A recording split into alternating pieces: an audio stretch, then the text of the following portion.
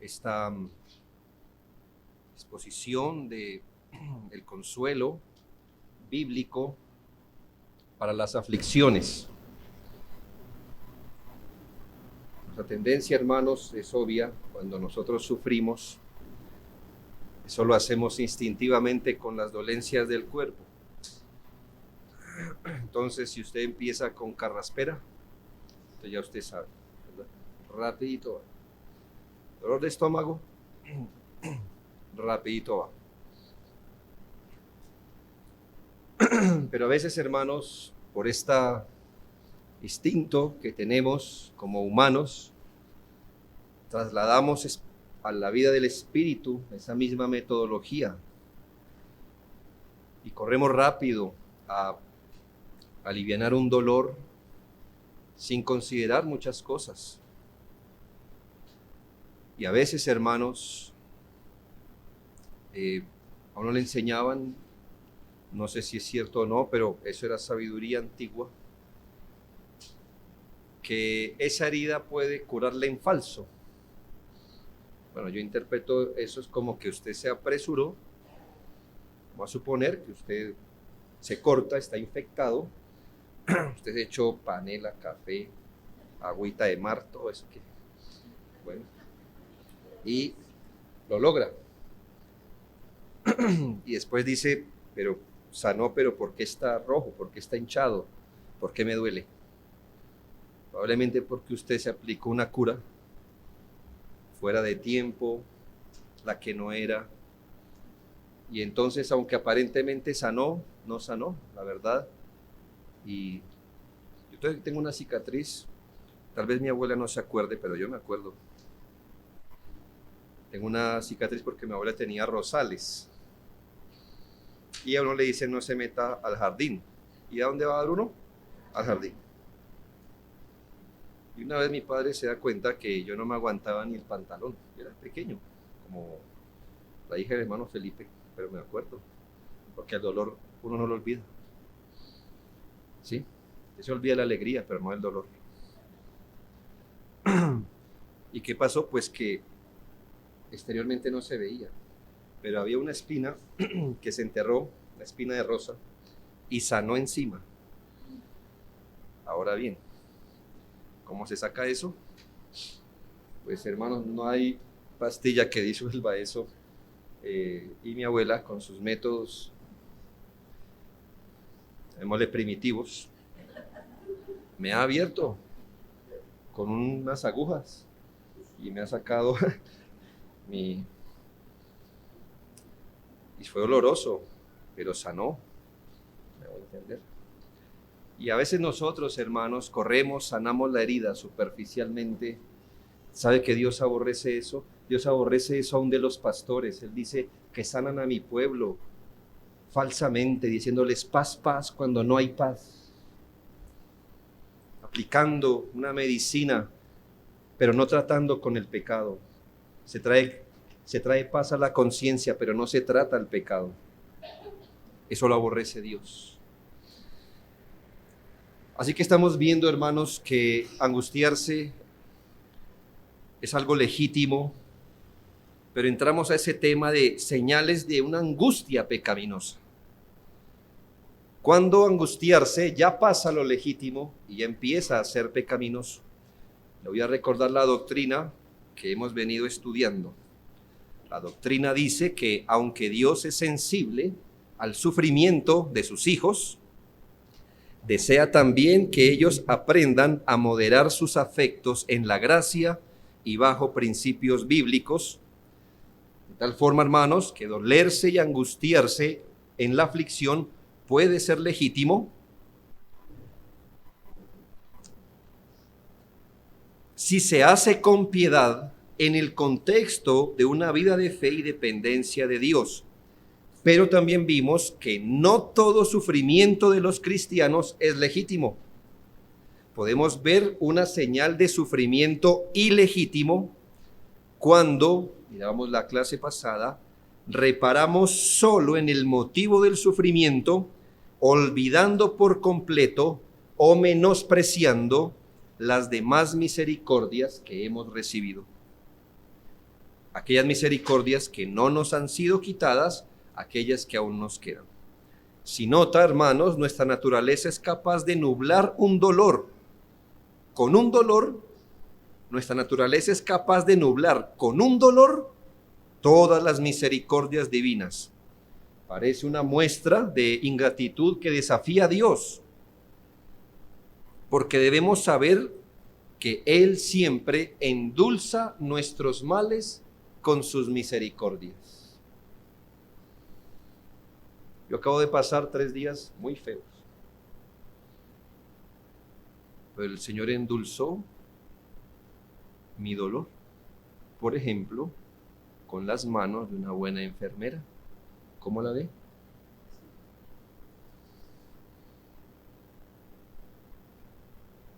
Así que eso no me quitó mi dolor, pero me lo endulzó. ¿Me hago entender? Es como cuando usted tiene que tomar algo feo. Igual se lo tiene que tomar, ¿no? Espero que usted no le quite a un remedio porque le sabe feo. No sea insensato. No sea loco. Pero el Señor endulza nuestras penas. Nunca, nunca recuerde que al único que solo se le dio a beber vinagre fue a Cristo. Al único. A sus demás hijos, Dios siempre revuelve lo amargo con sus misericordias. Los demás hijos de Dios podemos ver que por un dolor o por muchos, sus misericordias son más y nos ayudan a llevar las aflicciones. Aún si Dios nos dejara un aguijón, dijo Pablo, su gracia es suficiente. Y sin embargo, siempre el Señor nos deja ver más que eso. Pero la tendencia, hermanos, a encerrarnos en nuestro problema, a enfocarnos en este dolor, olvidar u oscurecer todo alrededor es constante. Y esto nos permite ver una segunda marca de angustia pecaminosa. Como estoy tomando esto del libro Un Puritano, el puritano nunca usó títulos pequeños. Así que ahí va. Un dolor se vuelve pecaminoso cuando inunda de tal manera nuestro corazón que no nos importa en absoluto el dolor de nuestros demás hermanos y las calamidades de su santa iglesia en este mundo. ¿Cómo usted hubiera podido resumir eso? ¿Alguna ayuda? No se puede, ¿verdad? No. Pero note esto, hermano.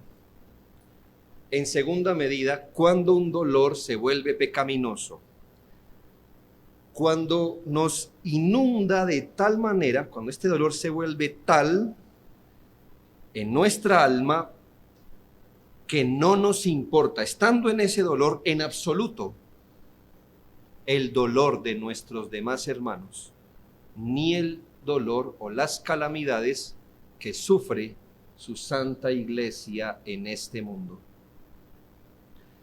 Como notará, no es menos pecaminoso encerrarse en su propio dolor, en su propio angustia, olvidando que los mismos padecimientos se van cumpliendo en vuestros hermanos en todo el mundo. Primera de Pedro 5:9. En ese momento asumimos que nuestro dolor es mayor.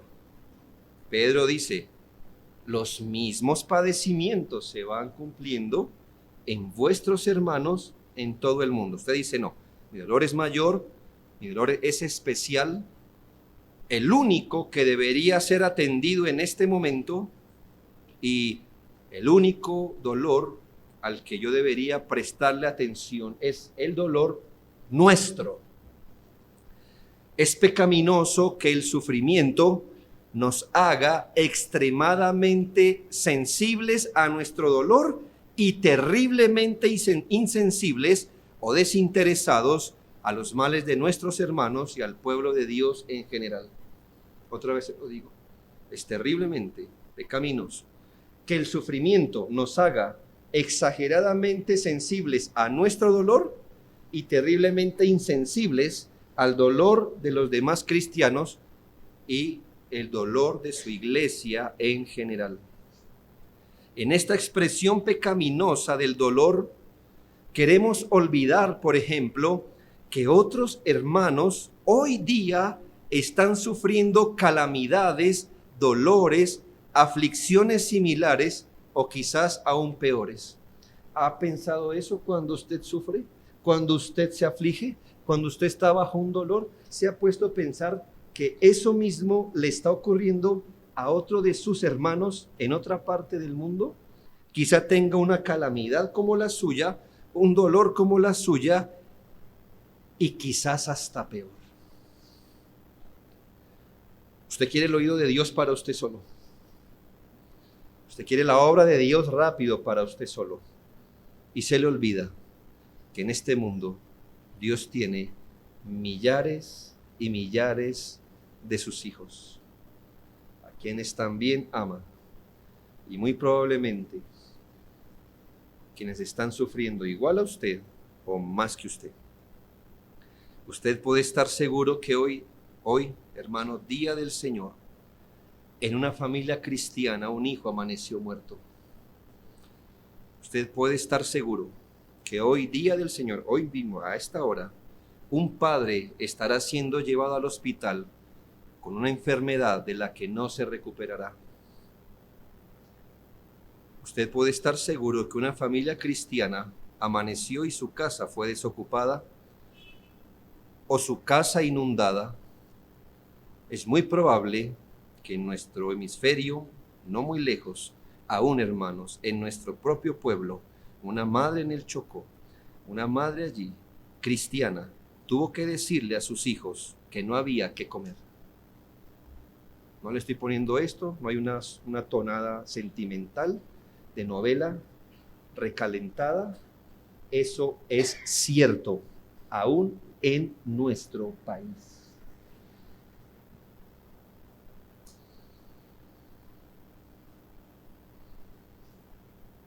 Si usted abre los ojos en un noticiero, a veces cuando presentan el agua y el barro hasta aquí, a veces sale una pequeña iglesia, no importa que diga los discípulos del Señor.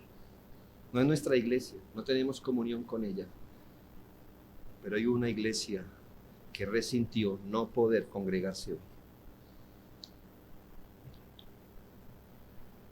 Pero una angustia pecaminosa hace de su propio dolor un sol, alrededor del cual queremos que todo gire. Hasta Dios mismo debe girar alrededor del sol de nuestro dolor, que nuestros hermanos giren alrededor de nuestro dolor, y queremos que el todo en nuestra vida gire alrededor de nuestro dolor. Y si bien, hermanos, el dolor personal es dolor real, porque aquí nos está pidiendo que usted haga negación del dolor, jamás deberíamos llegar al punto de insensibilidad, dejándonos consumir de nuestro dolor y perder de vista esta realidad, que los mismos padecimientos se van cumpliendo con nuestros hermanos en todo el mundo.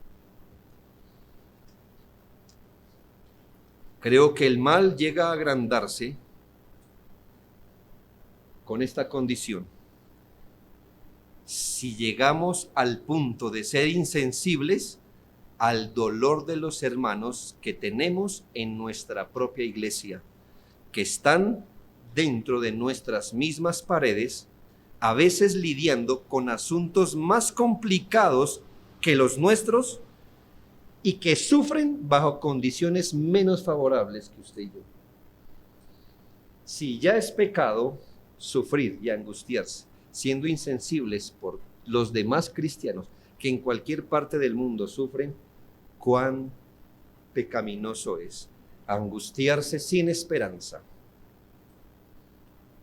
llegando a ser insensibles al dolor de hermanos que usted tiene cerca. Usted dice, pero yo no veo a nadie quejarse. Eso dice muy bien de ellos, porque muchos de ellos sufren esperando en el Señor.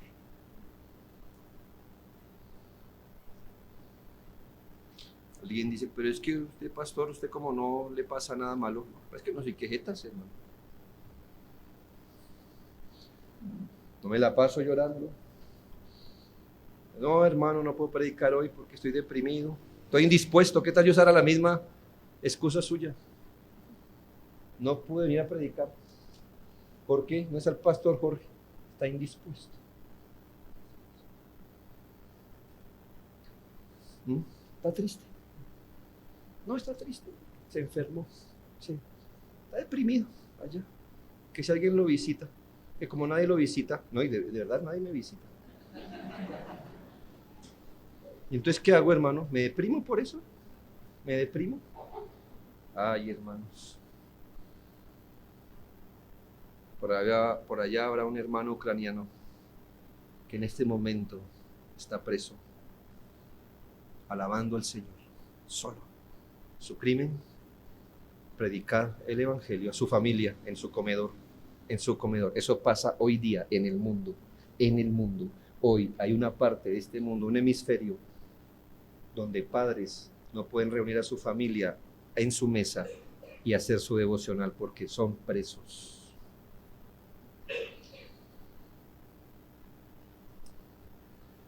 Qué vergüenza.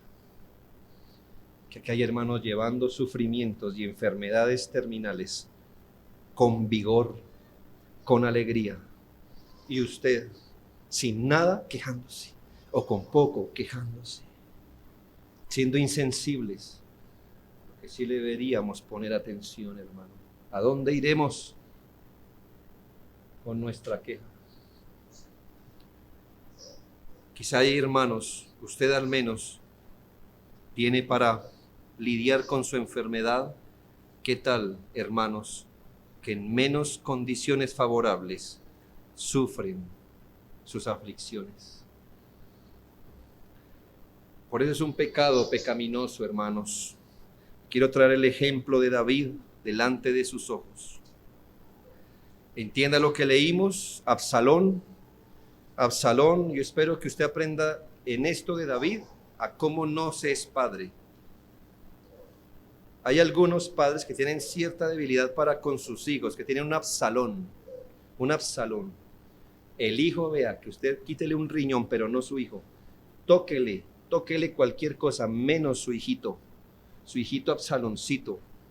No sé, se le parece, porque tiene el crespito que tenía no sé quién, porque los ojitos, porque no sé. Gente que se fija en un hijo y mire, y a veces es el peor de todos. ¿No es así? Por el que llora, el que se vela, el peor, el hijito consentidito. Absalón. El tipo era una celebridad en su tiempo, ¿sabe? Era hermoso. La Biblia dice que si era hermoso, y si el Espíritu Santo dice, ¿este era hermoso? Mire, es el Espíritu Santo, era hermoso. Era una celebridad tan grande que cuando se cortaba el cabello, todo el pueblo lo veía. Imagínense, es como hoy, una celebridad, ¿verdad? Hoy usted ve, ay, mire cómo te se cortó. Ay, hacen TikTok de cortándose el pelo. ¿Qué nos importa?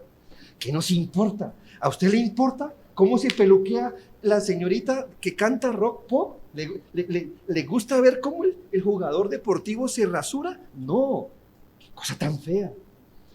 Pero en ese pueblo también había, sin TikTok, vean.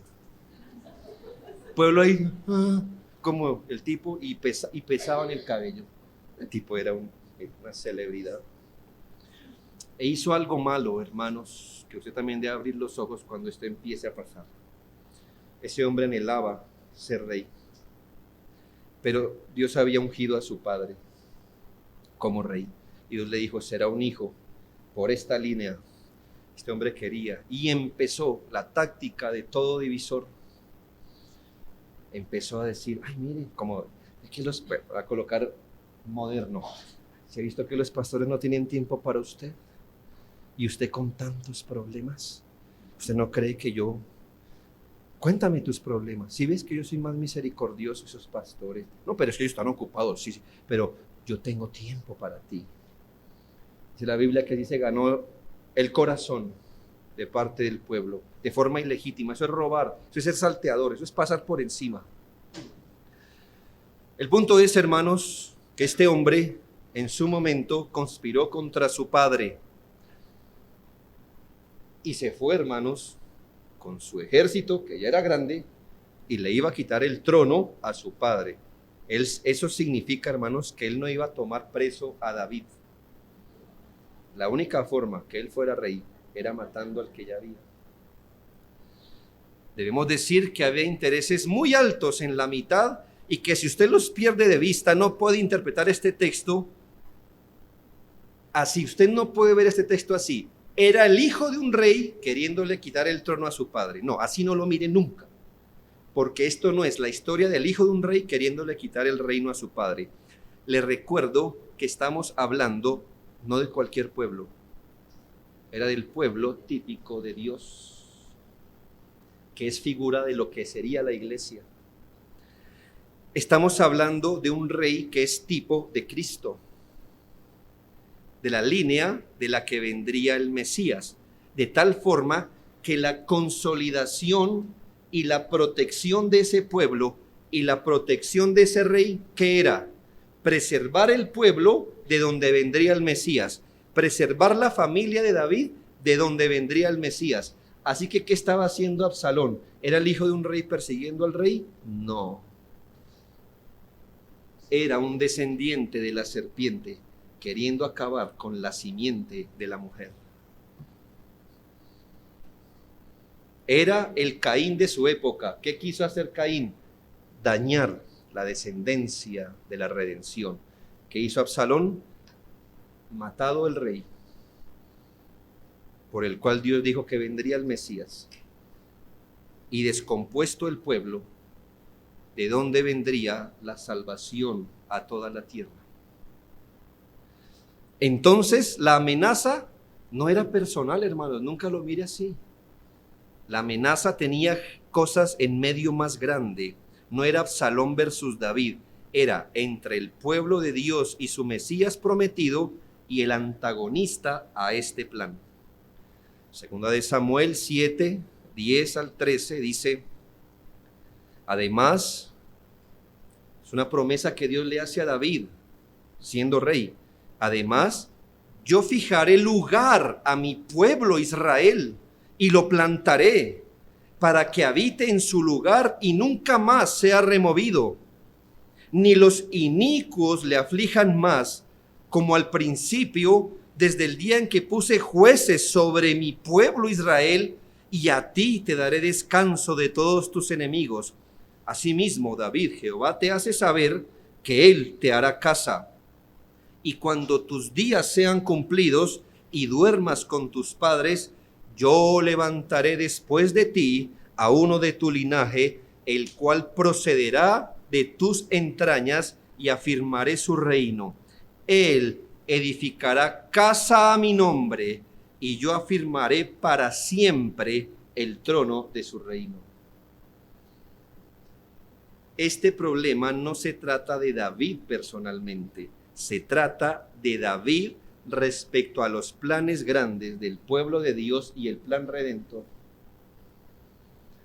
¿De quién estaba hablando? Aquel que se levantará y edificará casa a nombre de Dios. ¿A quién? Bueno, primero es Salomón, pero más adelante ¿a quién? A Cristo. Cristo es el Salomón, que es descendiente de David y que establece una iglesia para invocar el nombre de Dios. Eso es lo que estaba en juego, hermanos, y David lo sabía. Así que no es una rencilla entre un padre y un hijo, y entre un padre rey y un hijo que quiere ser rey, no. Aquí estamos hablando de los planes redentores de Dios. Así que Absalón va y lo persigue. ¿Y qué hace David? David toma lo que está más a la mano y huye. Estamos en guerra, hermanos. Así se defendía el reino en esa época. No ahora. Antes las armas de la milicia eran esas, pero ahora son espirituales. Pero antes el pueblo de Dios debería defenderse ¿cómo? Con la espada. Así que en medio de una guerra, su peor enemigo, ¿sabe? Porque el peor enemigo anterior ya había muerto, que era Saúl. por Saúl, que viene de la línea de la serpiente, él hubiera matado a David y hubiera puesto a Jonatán. Pero esta vez el peor enemigo de los planes de Dios, el peor enemigo del plan redentor se llamaba Absalón. Absalón. Y Dios cumple su promesa. Dios le dice, edificaré casa contigo. Y la iba a edificar. Y todos los enemigos de Dios quedarán puestos por debajo de sus pies. Y así lo demostró Dios en esa guerra, con pocos hombres. Absalón lo sabía. Uno de los suyos le dice a Absalón, pero somos más. Dice, pero ellos ahora son como un oso al que usted le arrebató un hijo. Son pocos, pero son feroces. Y con los pocos, el Señor vindica a David y le devuelve, por así decirlo, el reino. Segunda de Samuel 18, 28 y 29 dice entonces, Ahimaas dijo en alta voz al rey. Mire que Ahimaas entendía de qué se trataba. Paz, le dijo este mensajero cuando Absalón muere, y se inclinó a tierra delante del rey y dijo, bendito sea Jehová Dios tuyo, que ha entregado a los hombres que habían levantado sus manos contra mi señor el rey. ¿Se ve que entendía de qué se trataba? Y el rey dijo, el joven Absalón está bien.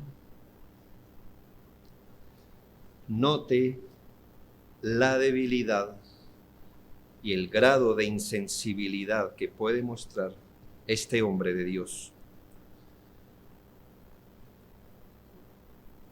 Con esta frase me parece que David olvidó 2 de Samuel 7, cuando Dios le dijo, eres tú, contigo formaré una casa, contigo estableceré un reino, de ti saldrá el guiador que eternamente guiará a este pueblo. ¿Sabe qué le importó eso a David en ese momento? Nada. ¿Sabe qué? Preguntó por Absalón. Su ansiedad, dolor e incertidumbre le gobernaron. En esto David cayó aún por debajo del sacerdote Elí. ¿Lo recuerda? Que cuando le trajeron un reporte doble, 2 cosas pasaron en la guerra: que sus hijos habían muerto en guerra y que el arca de Dios había sido tomada. La Biblia nos dice qué fue lo que le hizo desplomarse. Primera de Samuel 4, 16 al 18.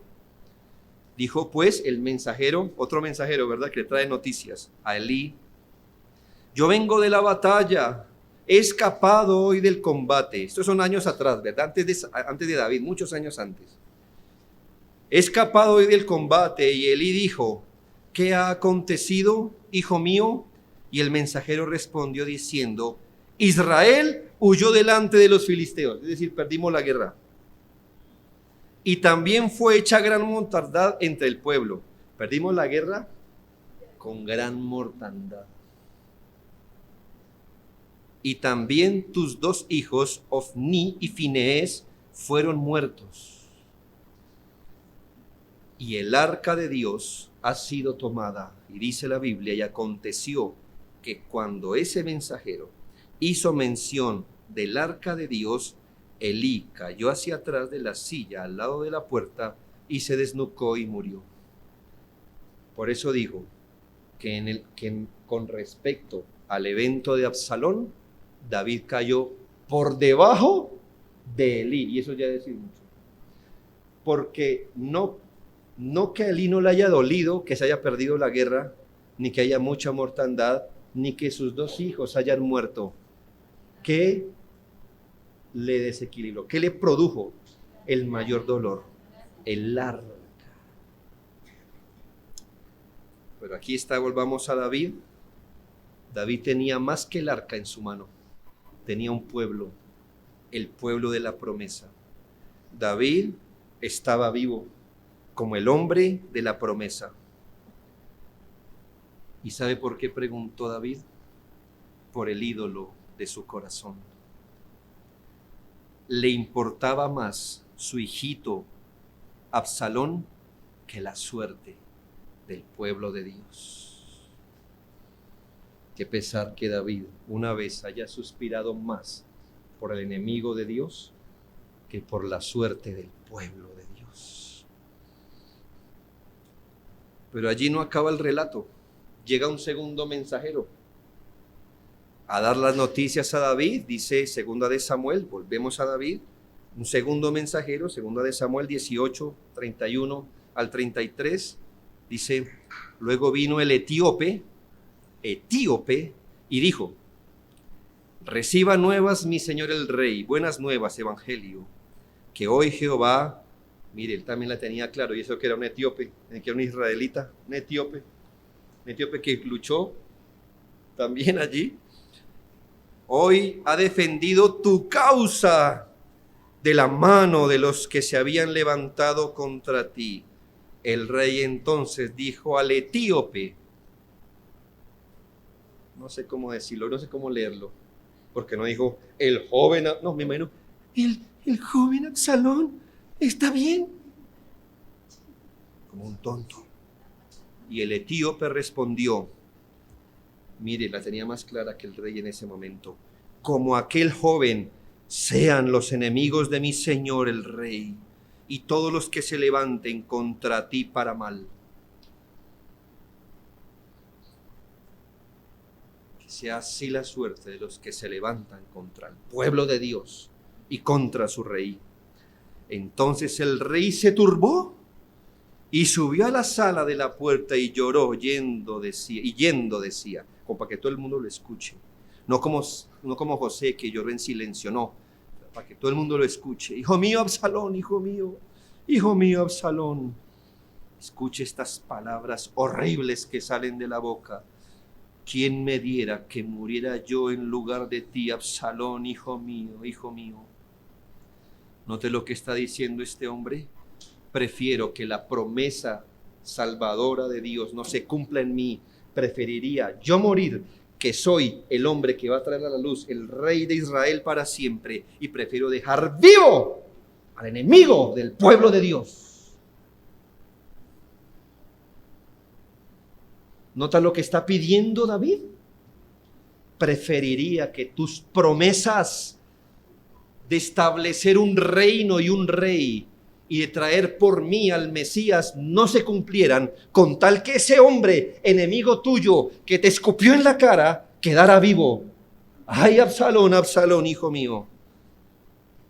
¿Por qué David preferiría morir siendo el rey legítimo del pueblo de Dios y desea que el enemigo de la promesa viva? ¿Por qué quisiera hacerlo? Por el dolor pecaminoso que está teniendo. ¿Cuándo el dolor es pecaminoso? Cuando inunda nuestro corazón y nos hace insensibles al dolor que otros hermanos sufren y al pueblo de Dios.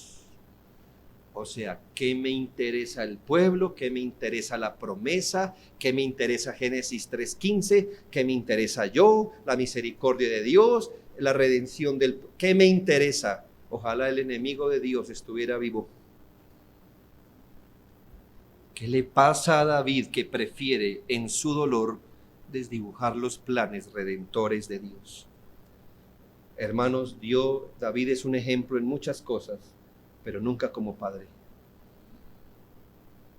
¿Por qué a usted le parece que Dios deja esos testimonios en la Escritura? ¿No se ha dado cuenta que todos los hombres de Dios, en algún momento usted se da cuenta que tienen pies de barro? ¿Entiende la metáfora? Son hombres de Dios, hermano. Hombres de Dios. Mire, para que los alcancemos, años tenemos que pasar de rodillas, clamando a Dios. Pero a veces Dios corre así un poquito la túnica y nos deja ver que tienen pies de barro. ¿Por qué usted cree? Para que nuestra fe y esperanza esté solo en aquel que por donde usted lo mire, tiene cabeza, pecho, muslos y pies de oro, pero que sucumbió a la cruz y derramó su sangre. Es el único que merece la gloria y la honra. Es el David que no tiene pies de barro, el único. Y por eso, hermano, cuando usted vea los pies de barro de sus pastores, no salga corriendo, ni salga a hablar de ellos. Diga: qué bueno, Señor, que lo puedo ver. Primero veo lo que Dios puede hacer en un hombre pecador, gloria a Dios por eso.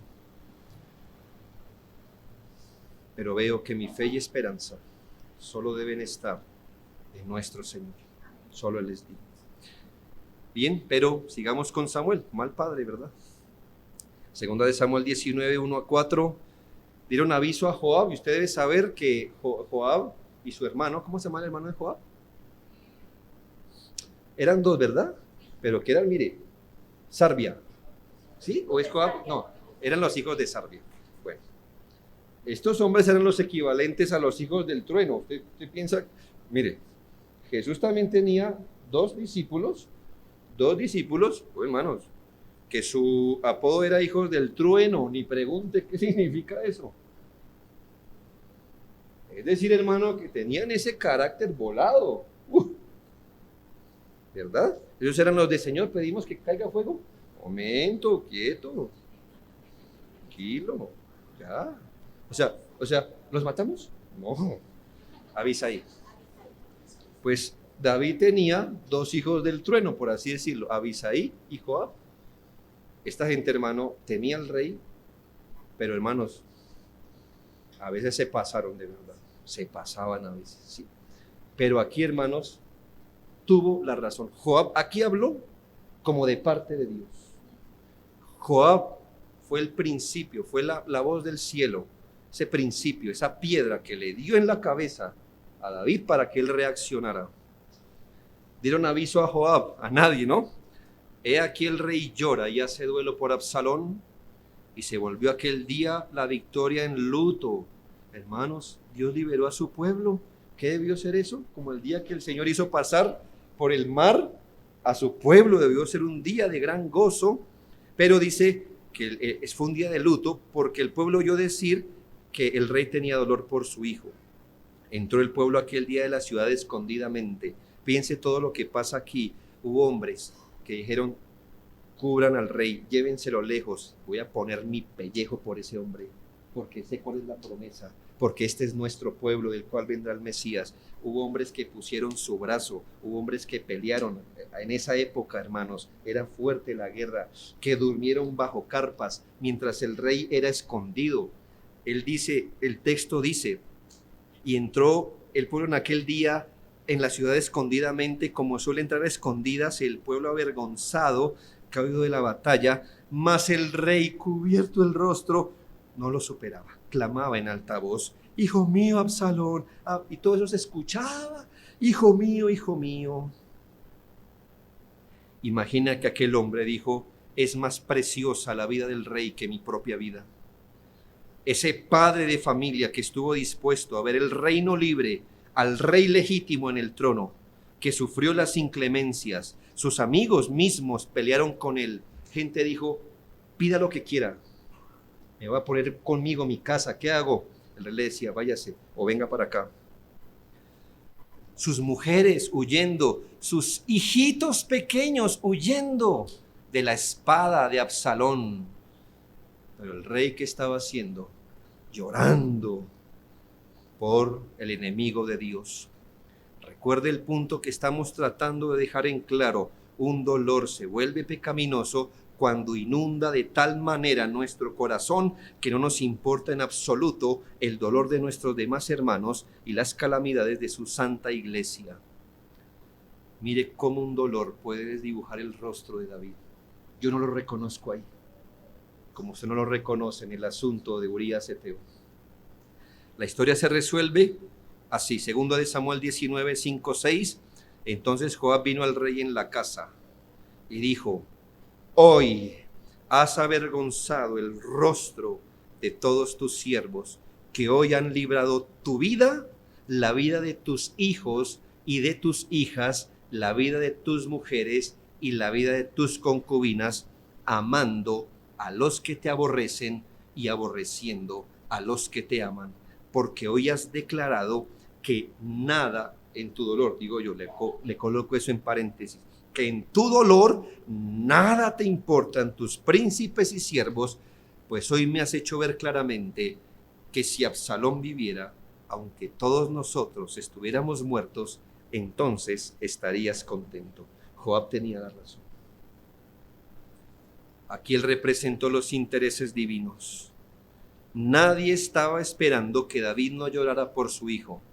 No se esperaba euforia de parte de él, pero había intereses mucho mayores que David y su hijo, los intereses del reino de Dios, la preservación de un rey y su reino en el desarrollo de los planes de Dios. ¿Ha sido fácil para usted hacer aplicaciones personales? Yo espero que sí. Porque lo que se le ve a David mal, a usted no se le ve mejor. No se le ve mejor. ¿Ha considerado, querido hermano, que a la par de nuestros sufrimientos hay pueblo de Dios sufriendo también? ¿Ha meditado en el hecho, piense, que arriba de nuestros sufrimientos personales, de lo que es legítimo dolernos, hay aflicciones mayores pasando en este mundo que tienen que ver con Cristo, su reino y su justicia? Por si acaso se ha preguntado eso, que arriba de su dolor personal hay intereses mayores que están teniendo problemas. Sí, hermanos, arriba de su enfermedad, de su dolor, de su familia, hay cosas más grandes que están pasando. Sí, hermanos, más grandes que nuestra familia, más grandes que nuestra salud. Hay cosas más grandes pasando en este mundo, como su santa iglesia, que sufre en este mundo. En Filipenses 2:19 al 21, dijo el apóstol Pablo a los filipenses: espero en el Señor enviaros pronto a Timoteo, para que yo también esté de buen ánimo al saber de vuestro estado. Pues a ninguno tengo del mismo ánimo y que tan sinceramente se interese por vosotros, porque todos buscan lo suyo propio, no lo que es de Cristo Jesús. ¿No se ve usted allí? ¿Estaría usted entre esa reprimenda? Es que todos buscan lo suyo propio, menos lo que es de Cristo Jesús. En estas palabras, ¿qué nos está mostrando? ¿Cuál es la voluntad de Dios? Que no solo nos ocupemos de nuestros asuntos, sino que preferiblemente nos ocupemos de las cosas que son de Dios. Son muy pocos los creyentes cuyas grandes preocupaciones van más allá de los límites de su propio interés privado. Algo así como: ¿es conmigo? No. ¿Con mi esposa? No. ¿Con mis hijos? No. ¿Mi trabajo? No. Bueno. Menos mal. Yo pensé que era algo importante. No, era la iglesia, eran las cosas de la iglesia, eran las cosas de Cristo, eran las cosas de su reino. Sí, me imagino que si no fue usted, ni su familia, ni su trabajo, ya todo cubierto, ya no importa cómo manejamos el resto. Hermanos, cuando usted no estaba, el reino de Dios ya existía. Usted se irá y el reino de Dios seguirá. ¿Qué es entonces lo más importante? ¿Usted o el reino? Que su reino permanezca para siempre. Y eso oramos. Escuche, no que lo suyo no sea importante. Es legítimo, usted repare en su dolor, pero no tanto que se olvide que hay cosas más importantes pasando en el mundo de Dios. los intereses de Cristo. Vemos creyentes que si algo les inquieta, perturba, acongoja, jamás es la iglesia. Nadie dice, pastor, mire, yo no sé si el pastor Castañeda, yo no recuerdo, pero puede que sí, si usted fuese caso excepcional, lo olvidé por eso, por excepcional, que diga, pastor, esta semana he dormido mal, porque es que no creo que en la iglesia seamos tan santos como deberíamos. Eso me ha quitado el sueño, pastor. ¿Alguno? ¿No? Debe ser porque es nuevo pastor aquí en la iglesia. No, pues yo soy más antiguo y tampoco lo he escuchado. Le voy a comentar, pastor, tengo dolor aquí, me está doliendo como la gastritis, que no veo, sufro por no ver a nuestra iglesia unida en doctrina. Eso no me deja. No sé cómo sortearlo. Estoy perturbado, pastor, porque no veo edificación en mi familia. Alguno me ha dicho, si me lo ha dicho, hermano, perdone que lo haya olvidado. Lo suyo es único. No está mal. Está mal que sea lo único, pero ¿qué es lo que lo enferma a usted? ¿Qué lo perturba? ¿Qué le quita el sueño? ¿Qué le inquieta? ¿Qué le acongoja? Sión, pueblo de Dios, pueblo de Dios.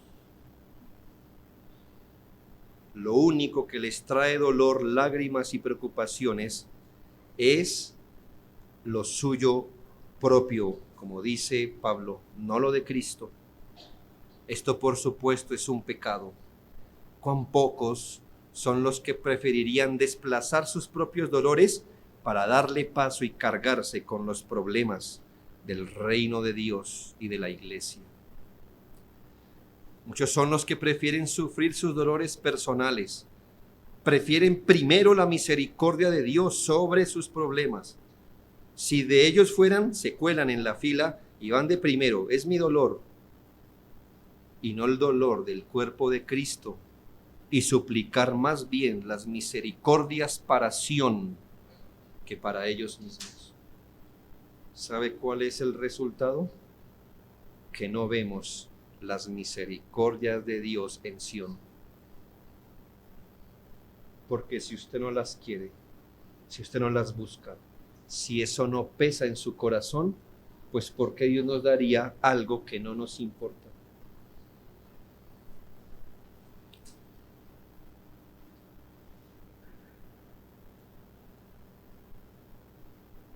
¿Cuán poco miramos las misericordias o las miserias que caen sobre otros?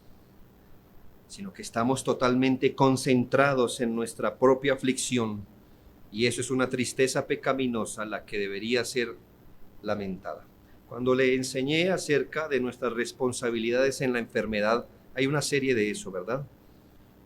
Escúchela de vez en cuando, porque no le sirve solo para la enfermedad. En aquella serie que dimos del tema, encontré dos principios que aplican muy bien para cerrar esta exposición. Y ya que la enfermedad nos arroja un tipo de sufrimiento, pues usaré esos mismos argumentos como una exhortación final para evitar, hermanos, esa insensibilidad pecaminosa. Primero, en el sufrimiento, cuando usted sufra, no se olvide de tener empatía con el sufrimiento de otros. Asimismo, cuando usted dice estoy sufriendo, apenas usted sea consciente que está sufriendo, ahí mismo amárrele esto. Tenga en cuenta que hay otro, y quizás más cercano de lo que usted cree, sufriendo también. Tenga empatía. La tendencia de nuestra alma nos sugiere que nuestro dolor es un momento para tener autocompasión, no compasión, sino autocompasión.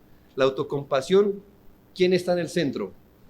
Uno. Y con la compasión, el otro, perfecto. Nuestra alma dice, apiádate de ti mismo. ¿Sabe qué diría el Espíritu? Ama a tu prójimo como a ti mismo. El egoísmo no muere con el sufrimiento. ¿Usted piensa que el sufrimiento solito nos santifica? No. Sufra como un carnal y verá que el egoísmo, en lugar de bajar, sube. Cuando consideramos nuestro sufrimiento, ¿sabe? Debemos procurar tener ese equilibrio. Es un equilibrio, hermanos, porque tampoco usted se va a hacer el mártir, pero un equilibrio de mirar por nuestra necesidad y también tener compasión de su compañero de dolores. Piense, hermano, solo de lógica piense. Si todos nosotros decimos, ve, hermano, vamos a hacer una cosa, todos con su mochila, su panela, su bocadillo, buenos tenis, vamos a irnos caminando de aquí hasta Fusagasugá. ¿Cuánto nos pudiéramos gastar a pie? ¿Unas 7 horas? ¿8? Más, ¿verdad? Porque tenemos ovejas recién paridas. Entonces nos tocaría ir al paso, no de los deportistas, de los que jugaron el miércoles, ¿fue? Bueno, está bien. No, sino de los pequeños. Bueno, entonces vamos. Y entonces póngase a pensar usted mismo, póngase a pensar. Vamos por allá, por Silvania. Usted empieza a tener sed, ¿verdad? Sed. ¿Usted piensa que es el único que tiene sed en ese momento? ¿Qué le dice su sentido común? Yo tengo sed. Hay sed para todos, ¿no? Piense, hermanos, en el camino largo que lleva al cielo. Usted dice, estoy afligido por una prueba. De lógica piense, ¿será el único en esta carrera afligido? Vamos todos para el cielo y yo soy el único afligido. No, mi hermano, abra los ojitos, no sea niño. Abra los ojos. Si usted sufre, dé por sentado que los demás compañeros de caminata están sufriendo, unos de una forma, otros de otra. Una vez una hermana se me acercó bueno, ya no está aquí, pero se me acercó con este comentario. Usted va a creer lo que nos hace sufrir los cristianos. Pastor, mis propios sueños me perturban. Tuve compasión, ¿no cree? Que lo que Dios nos da para el descanso nos provea un sueño que nos intranquilice. ¿Y sabe por qué sentí compasión? Porque yo en mi mente dije, usted sabe que hay veces que hay sueños que me perturban. Qué cosa tan fea. Yo a veces me levanto llorando porque es tan real que lo que Dios me da para descansar me produce perturbación. No me califique de loco, eso me pasa. Pero ¿sabe? La hermana quizás me dijo algo así como, tengo sed. Sí, hermana. También sé qué es eso. Y no la juzgué, ¿sabe? No la juzgué. Simplemente le dije, hermana, trate de orar al Señor y diga como le enseñaron a orar uno de los papás antes de ir a acostar. En paz me acostaré y así mismo dormiré, porque solo tú, Jehová, me haces vivir confiado. Hermana, no tengo más que decirle, sino repose en el Señor. No deje que el temor de su corazón la perturbe. ¿Usted cree que es el único sufriendo eso? No, hermanos. Son pocas las familias en nuestra iglesia que no tienen algún dolor que estén llevando. Son pocas los hermanos que no estén sufriendo de algo hoy. Son pocas las iglesias donde no encontramos graves problemas. A mí a veces por eso eliminé el WhatsApp, pero me quedo el Telegram. Y a veces veo 3 hermanos pastores. Y a veces digo, no quiero escuchar. Pero el martes lo escucho de todas formas. ¿Qué son, hermanos? Cargas, problemas de mis hermanos. Yo digo, estos sufrimientos se van cumpliendo con todos los hermanos de este mundo. cualquier iglesia, piensa en la iglesia más madura, la que usted diga, quisiéramos ser como esa, no importa, esa tiene sus propios problemas y sus pastores hoy día no pueden dormir o no pueden digerir bien sus alimentos, téngalo por cierto, porque nuestras ovejas a veces en vez de ser bendición son exactamente la carga, pero ese es nuestro trabajo. Es identificarse con el dolor del otro, se llama empatía. ¿Qué es lo contrario a empatía? Apatía. ¿Ya? Empatía, me identifico. Apatía, me está doliendo un pie. ¿Qué es su pie? Muestre a ver, ¿no es el mío? Ah, bueno. Apatía. Entonces, no sea apático, sea empático, porque usted no es el único corriendo a la meta. Sea compasivo, comparta el consuelo con el que Dios lo sostiene. El sufrimiento, en el sufrimiento, Dios nos enseña a compartir el dolor del cuerpo de Cristo. Hay hermanos que dicen, pastor, queremos conversar, en mi iglesia estamos sufriendo esto y lo otro. Si aquí no sufriéramos problemas, ¿sabe cuál sería nuestra tendencia? Decir, iglesias inmaduras. Cuando nos hablan de problemas, ¿por qué nos buscan? Porque tenemos doctorado. Doctorado. Aquí el que no ha levantado su mano contra los pastores, la ha levantado contra ustedes mismos. El Señor nos enseña a ser compasivos, séalo. No hay nada más amoroso que usted estando quebrado ayude a reparar el corazón de su hermano. Qué lindo es eso.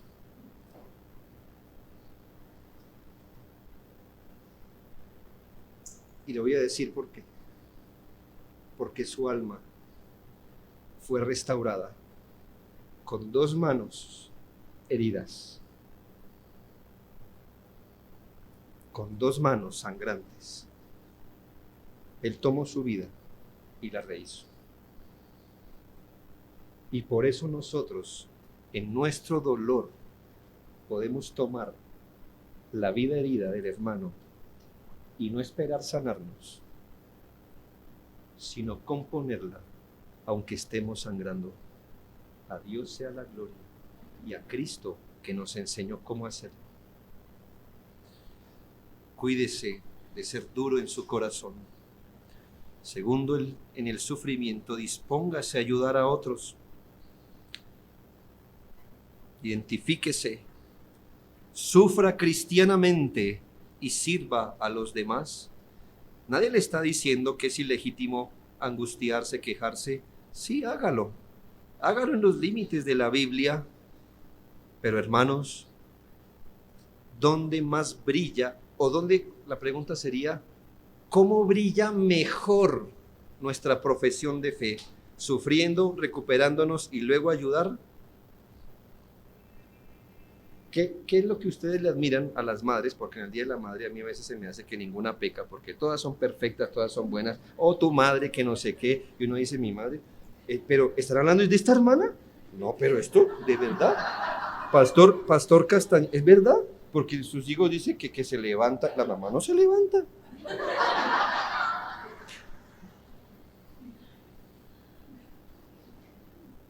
Nunca estás para mí, pero él dice estás para mí. Bueno, y decimos, ¿de verdad, pastor? A mí se me hace que el hermano reenvió mal, etiquetó mal. Aquí, bueno. Se lo digo porque ¿qué le admiramos a una madre de verdad? Nunca se queja. Se levanta y hace exactamente todo lo que debería hacer, ¿sí o no? Si usted no tuvo ese tipo de madre, lo siento, se lo perdió. Lo lamento. Las mamás, aún muchas no creyentes, son así. ¿Cuándo escuchó a mamá decir, estoy enfermo? Mijo, a la cocina. Hija, no. ¿Cuándo? Nunca. hermanos, eso hermosea nuestra profesión de fe, que aún en nuestro dolor, 26 años en el pastorado antes, ¿cuántas veces él ministró a las almas en su iglesia con el corazón roto? No me lo diga. El corazón sangrando.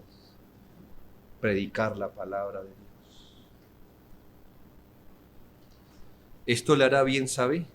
Porque ser así desinfla el egoísmo que todos tenemos dentro. Nunca olvide el Evangelio de Jesucristo, perdonando pecadores. Aún ese pecado horrible de angustiarnos. ¿Se le ha mostrado hoy que peca de esa manera? Vaya a Cristo, al varón de dolores, al experimentado en quebranto. Vaya y tiéndase debajo de esa cruz. De gracias por la misericordia salvadora y pídale perdón por solo pensar en usted. Vaya a la fuente de perdón, vaya a la fuente de transformación para que podamos expresar mejor el carácter de Cristo. Fue así como Él, en su peor momento de dolor, fue cuando más bien nos hizo. Imitémoslo, hermanos. Mientras llevamos nuestras angustias, hagamos lo que Él hizo. Sea empático con los hermanos. Tenga ese equilibrio de pensar en el bien de Sion. Cristo tenía cosas más grandes que dormir, ¿no cree? Estaba en Getsemaní. ¿Usted cree que él estaba pensando si podía dormir o no cómodo? No. Pero mire su compasión. Encuentra a sus 3 amigos dormidos. ¿Qué se merecían ellos? Mire las cosas que estaban pasando en el mundo. ¿Qué estaba pasando en el mundo hace 2000 años? La única obra histórica más grande que se ha hecho en esta tierra. ¿Y sabe? Eso es lo que estaba pasando, eso es lo que estaba aquí en la mente de Cristo. Y él encuentra a sus discípulos durmiendo. ¿Sabe qué? Él les dijo, dormid ya, descansad. El sufrimiento no nos debe hacer menos cristianos. La verdad debe hacer relucir el cristianismo en su brillo más nítido. ¿Cuánto necesitamos al Salvador? ¿Cuánto necesitamos al Redentor? Que así sea, hermanos, en nosotros y aprendamos a sufrir en el Señor. Oremos.